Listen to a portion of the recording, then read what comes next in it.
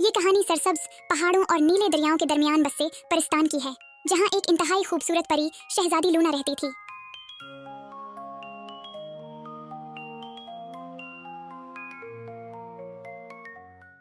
Luna अक्सर अपने वालिद से छुपकर महल से निकलती थी।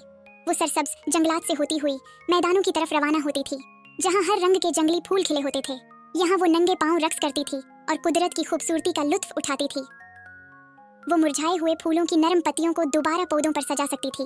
वो दरिया जो बरसों से खुश्क हो चुके थे, वो उनमें दोबारा से जान डालती थी और उनमें एक मर्तबा फिर क्रिस्टल की मानंद शफाफ पानी रवां हो जाता था।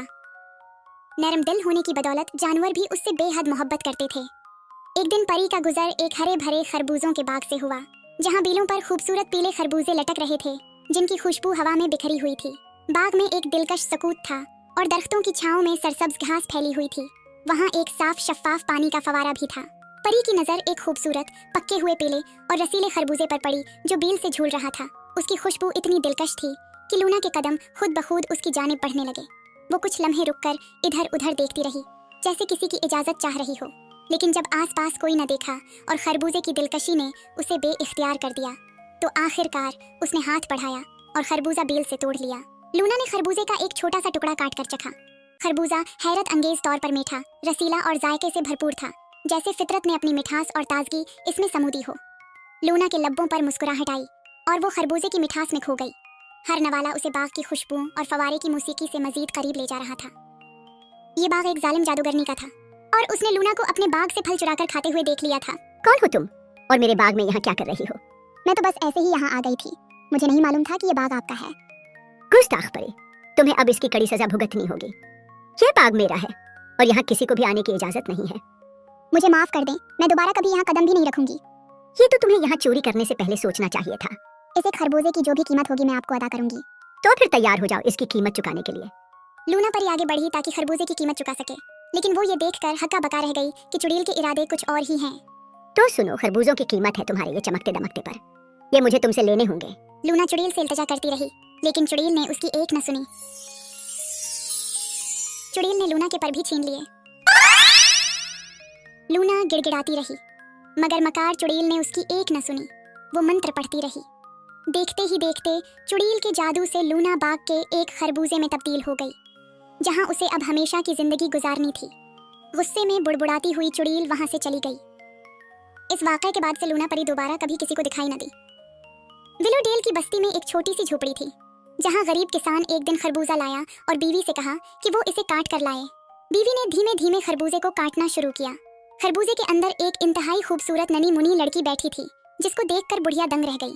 हे ननी लड़की, तुम कौन हो और इस खरबूजे के अंदर क्या कर रही हो? ननी लड़की खरबूजे के छिलके से निकलकर बाहर आई।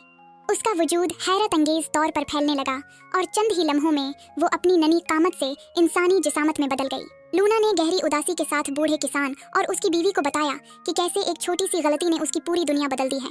मैं पिस्तान की शहजादी हूँ, लेकिन चुड़ैल ने मेरी एक भूल पर मुझसे मेरे पर छीन लिए और मुझे इस खरबूजे में कैद कर दिया।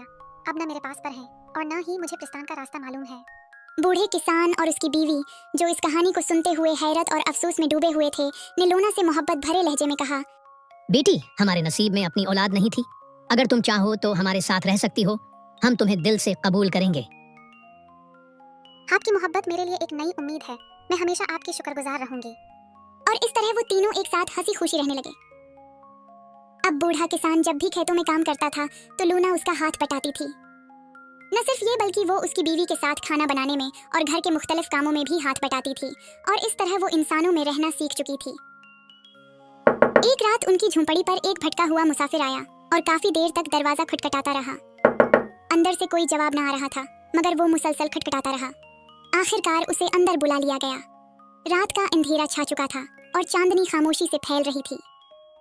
मुसाफिर के लिबास और अंदाज से मालूम होता था कि वो कोई आम शख्स नहीं है। मैं एक शहजादा हूँ, दूसरे मुल्क तजारत के सिलसिले में जा रहा था, लेकिन रास्ते में रात हो गई। अगर आप मुझे एक रात के लिए यहाँ कयाम करने दें तो मैं आपका शुक्रगुजार रहूंगा। बेटा, हमारे घर के दरवाजे हर मुसाफिर के लिए खुले हैं। तुम हमारे मेहमान हो, ये तुम्हारा अपना ही घर है। इतने में लूना कमरे में दाखिल हुई। वो मेहमान के लिए रात का खाना लेकर आई थी। जैसे ही शहजादे की नजर लूना पर पड़ी, वो पहली ही नजर में उस पर दिलोजान से फिदा हो गया। शहजादे ने बूढ़े से लूना का हाथ मांग लिया। बूढ़े ने भी सारा वाकया बयान कर डाला कि किस तरह लूना उनकी बेटी बनी।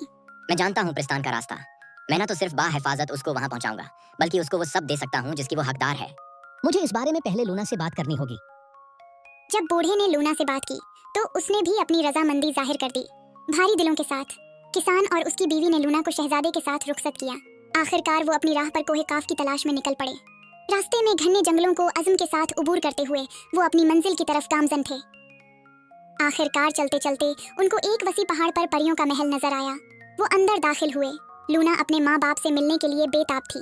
उसके माँ बाप को खबर हो चुकी थी कि लूना उनसे मिलने आई है। वो बहुत खुश थे। प्यारे वालदीन, इस नौजवान ने मुझे दोबारा आप लोगों से मिलवाया है। मैं आपकी इजाजत से इससे शादी करना चाहती हूँ। लेकिन बेटी, क्या तुम ये नहीं जानती, इंसान और परियों की आपस में शादी नामुमकिन है। पापा, मैं अब इंसान बनने का इंतखाब करूंगी, क्योंकि मुझे अपने उन वालदीन का भी हक अदा करना है जिनका मेरे अलावा और कोई नहीं है। तुम्हें अपनी खुशियां जीने का हक है बेटी। बेशक। लूना ने अपने गरीब माँ बाप के लिए शानदार महल तैयार करवाया, जहाँ उनको हर तरह का आराम मुयस्सर था। लूना ने शहजादे से शादी कर ली और वो सब हंसी खुशी रहने लगे।